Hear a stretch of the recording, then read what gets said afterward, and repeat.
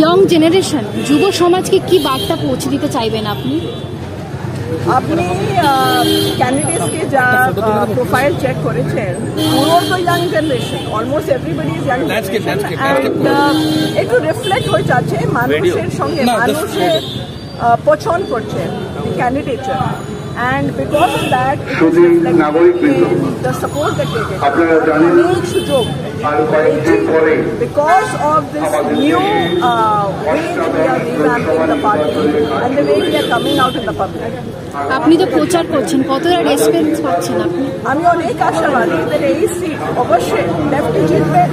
চেষ্টা চলছে, দুবেলায় চেষ্টা চলছে, দুবেলায় কে পুরো দিন তো চেষ্টা চলছে, প্রচার চলছে, কংগ্রেস সমর্থন দিচ্ছেন, মানুষের সমর্থন দিচ্ছেন। আর আমি অনেক আশাবাদী যে এই বছর লেফট কলকাতা সিটে লাল পতাকা ফিরবে। ইলেকট্রনিক বন্ড নিয়ে কি বলবেন? ইলেকট্রনিক বন্ড এত যে প্রচার কাছে চলে এসেছেন, মিছিলটা আমরা সাজিয়ে পার্টি তো দুর্নীতি করছেন। আমি আর কি বলবো, আপনি তো জানেন প্রথমে স্থান আপনি ভারতীয় জনতা পার্টি, দ্বিতীয় স্থান আগে তৃণমূল কংগ্রেস। টাকা নিয়ে প্রচার করছে, লুট আপনি যা দেখেছেন, দুর্নীতি। বেহালার এমএলএ তো জেলে। আমি যা রকম দুর্নীতি তৃণমূল কংগ্রেস করেন, I don't think there is any other political party does this kind of corruption. বিরোধী দলদের কি বলবেন? বিরোধী দলকে কি বলবো আমি, একটা দুটোই তো ভারতীয় জনতা পার্টি, দুটোই তো দল বদল করছেন, দুটোই দুর্নীতি করছেন। প্রচার চলছে হিন্দু মুসলিম মন্দির মসজিদ, এটাই সমস্যা, কোনো নীতি নয়। আর তৃণমূল কংগ্রেস দুর্নীতি করছেন, পুরো নেতারা কোনো স্ক্যামতে ইনভলভ আছে। আপনি তো জানেন এডুকেশন মিনিস্টার জেলে, রাশন স্ক্যাম, কয়লা স্ক্যাম, নানা রকম স্ক্যাম। এগুলো তো সিবিআই পুরো সময় ইনভেস্টিগেট করছে। Why will they investigate? That means there is something, that is why they investigate. আপনি যদি এখান থেকে যেতেন তাহলে কি কি ভবিষ্যতের লক্ষ্য? আমি তো নীতি নিয়ে এই লড়াই, দেশের বাঁচানোর জন্য লড়াই, নীতির জন্য লড়াই। দিস ইজ ফর দি প্রত্যেক মা বোনের জন্য লড়াই, and this is against the corruption. প্রচারে বলা যেতে পারে ফার্স্ট ফেজ এখনো কমপ্লিট হয়নি, আর এই ভোটটা হবে লাস্ট ফেজে, সেভেন্থ ফেজে।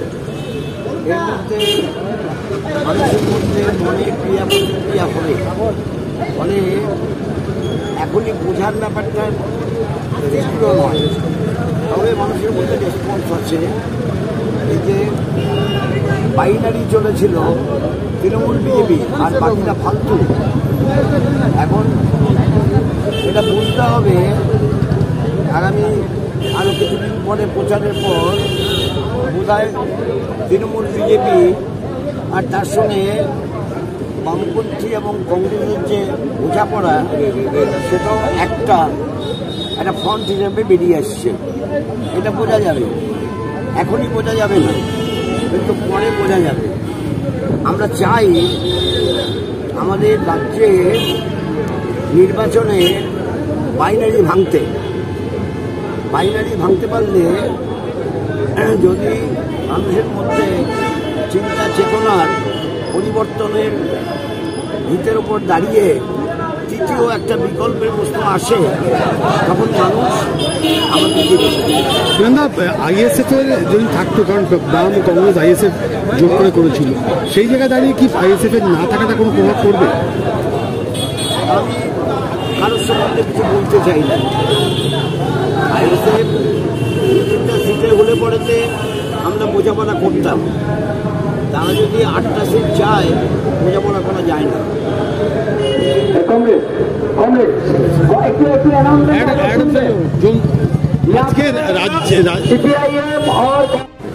Say, for example, India zone, but in Kerala there are two fronts.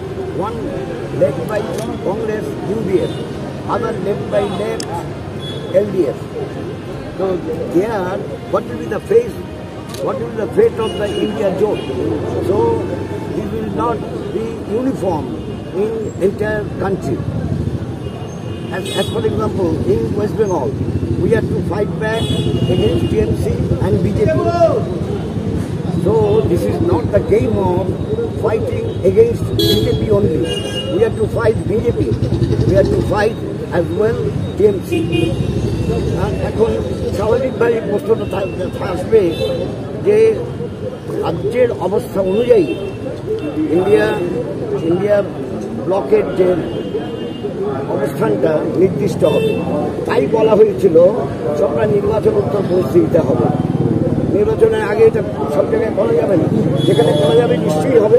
যেরকম পাশের রাজ্য সেখানে হয়েছে, বিহারে হয়েছে, বিহারে তো মহাগঠবন্ধন সবটা নিয়েই তো হয়েছে, দ্যাট ইজ পসিবল, সেখানে হয়েছে, অনেক রাজ্যে হয়েছে, আবার সব রাজ্যে হয়নি, অবস্থান নিয়েই হবে। বিমানবন্দর নোটবন্দি থেকে শুরু করে জিএসটি সাধারণ মানুষের নাবিশ্বাস উঠছে, সারা দেশে এই সরকার বা কেন্দ্রের সরকারটার বিরুদ্ধে মানুষের ক্ষোভ, তার কি কোনো রিফ্লেকশন প্রতিফলিত হবে এই ভোট বক্সে, এই নির্বাচনে?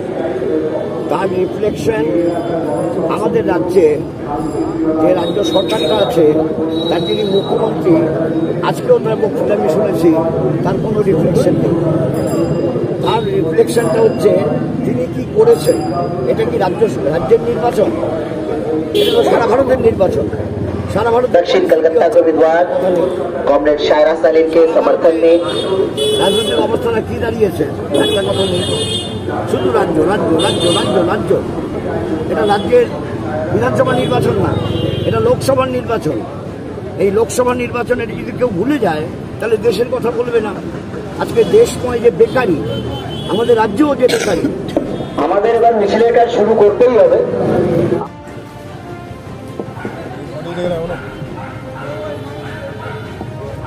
বন্ধুগণ, আপনারা জানেন যে অষ্টাদশ লোকসভার নির্বাচন, 18th লোকসভার নির্বাচন, তা 7টা পর্বে আমাদের রাজ্যে হবে। শুরু হচ্ছে 19 তারিখে আর শেষ হবে 1 জুন। আর এই 1 জুন দক্ষিণ কলকাতা সহ 8টা বিধানসভা নির্বাচন, 8টা লোকসভার নির্বাচন হবে আগামী 1 জুন। আর এই জায়গাটা পড়েছে দক্ষিণ কলকাতার মধ্যে।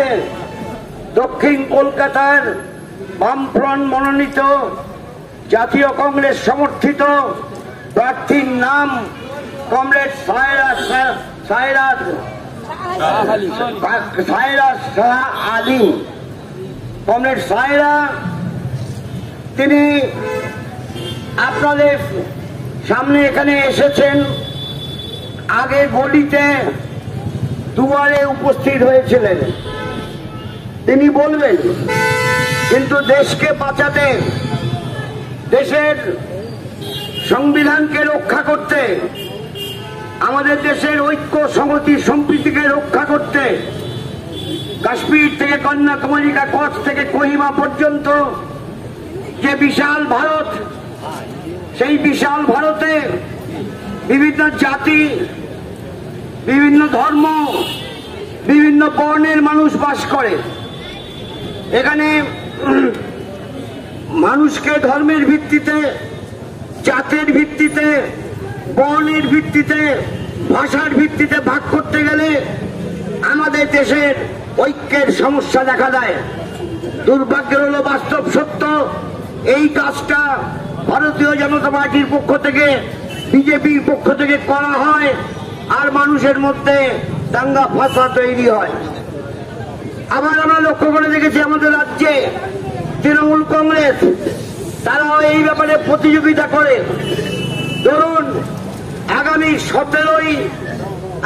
17ই এপ্রিল আমরা জানি রামনবমী আছে। রামনবমী আগেও ছিল, এখনো আছে, ভবিষ্যতেও থাকবে। কিন্তু রামনবমী নিয়ে যেভাবে বিজেপি এবং তৃণমূল সংঘর্ষের বাতাবরণ তৈরি করে, তার বিরুদ্ধে আমাদের ঐক্যবদ্ধভাবে প্রতিরোধ করতে হবে, প্রতিবাদ করতে হবে। আর তাই আমি বলছি আপনাদের সামনে, আগামী 14 তারিখে পহেলা বৈশাখ আগামী 14 তারিখে বাবা সাহেব আম্বেদকর, ডক্টর আম্বেদকরের জন্মদিন। সেই দিন শপথ নিতে হবে দেশের ঐক্য সংহতি রক্ষা করা, সংবিধানকে রক্ষা করার। আর তাই আমি বলবো এই কাজে আপনারা সাহায্য করতে পারেন। দেশের মানুষের রুটি রুজির সংগ্রাম, জিনিসপত্রের মূল্য বৃদ্ধির যে জ্বালা যন্ত্রণা, তার কথাগুলো লোকসভার অভ্যন্তরে বারবার তুলে ধরা দরকার, বারবার তুলে ধরা প্রয়োজন। আমি আজকেও আমাদের রাজ্যের মুখ্যমন্ত্রীর বক্তব্য শুনছিলাম, তাতে মনে হলো না নির্বাচনটা সারা দেশের, নির্বাচনটা শুধু কোনো রাজ্যের না, সারা দেশের নির্বাচন। দেশের মানুষের অস্তিত্বের প্রশ্ন, জীবন জীবিকার লড়াই সংগ্রামকে এগিয়ে নেওয়ার প্রশ্ন।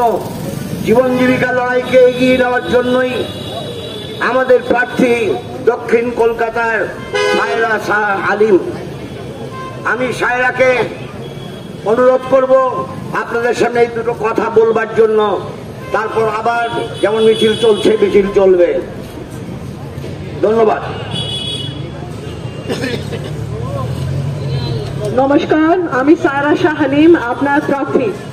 আপনি তো জানেন আগামী 1 জুন একটা অনেক ইম্পর্টেন্ট इलेक्शन। এই বছর আপনাকে निर्णय নিতে হবে। ये जो है इलेक्शन इस साल बहुत एक अहम इलेक्शन है, बहुत ही महत्वपूर्ण इलेक्शन है। ये इलेक्शन है संविधान को बचाने का इलेक्शन, भारत को बचाने का इलेक्शन। हम लोग की लड़ाई जो है, आप देख रहे हैं जो दुर्नीति और यहाँ पे जो करप्शन और भ्रष्टाचार चल रहा है। आपको पता है कि इसी कंस्टिट्यूएंसी में बेहाला के रक्षा मंत्री जेल में हैं और यहाँ पे आप रोज रोज तृणमूल कांग्रेस का स्कैम देखते रहेंगे। कभी राशन स्कैम, कभी कोयला स्कैम, चाकरी स्कैम, एजुकेशन स्कैम, तो नाना रकम स्कैम आप देखते पाचन। तो आपने की निर्णय लेवल, आप लोग क्या डिसीजन लेंगे? आप ऐसी सरकार को अपॉइंट करेंगे जो यहाँ पे शिक्षा के नाम पे लाखों लाखों रुपए, करोड़ों रुपए जेब में रखकर, फ्लैट में रखकर आपकी जेब से यहाँ पर नौकरियां छीनी जा रही हैं। संदेश खाली आपको पता है, यहाँ पे हमारी बहन बेटी की इज्जत लूटी गई है।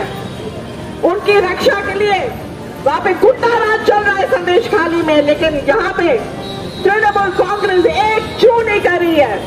आप लोगों को इस साल एक अहम निर्णय लेना होगा और यहाँ पे तृणमूल कांग्रेस को जड़ से उखाड़ के फेंकना होगा। আর एक और আমি কথা বলবো, भारतीय जनता पार्टी आपने तो जाने इलेक्टोरल बॉन्डের কথা।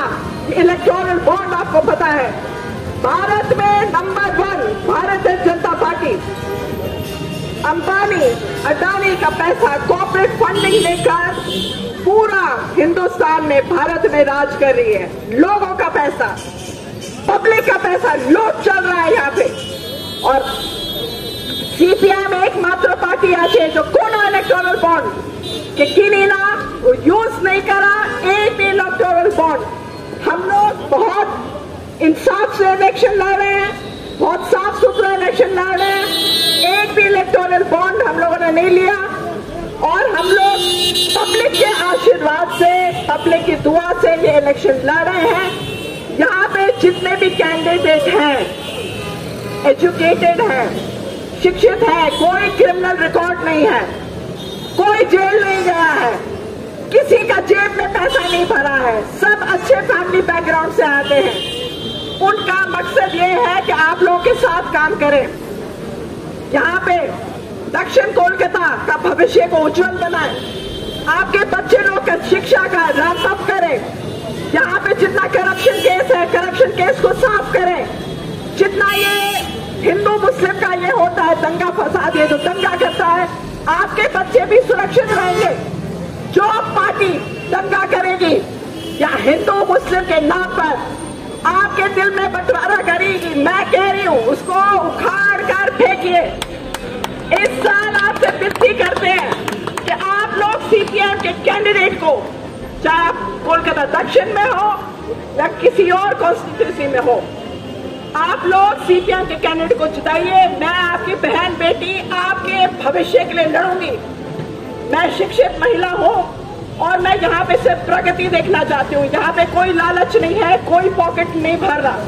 तो आपसे और विनती कर रहे हैं, इस बार अपनी बहन सीपीएम से जो कांग्रेस समर्थन दे रही है, इस साल सारा शाह हलीफ को बहुमत से जिताइए, आशीर्वाद दीजिए, दुआ दीजिए, ताकि आपके साथ मैं और मेरे कांग्रेस आपके भविष्य के लिए कुछ अच्छा विकास कर सके, आपके लिए उन्नति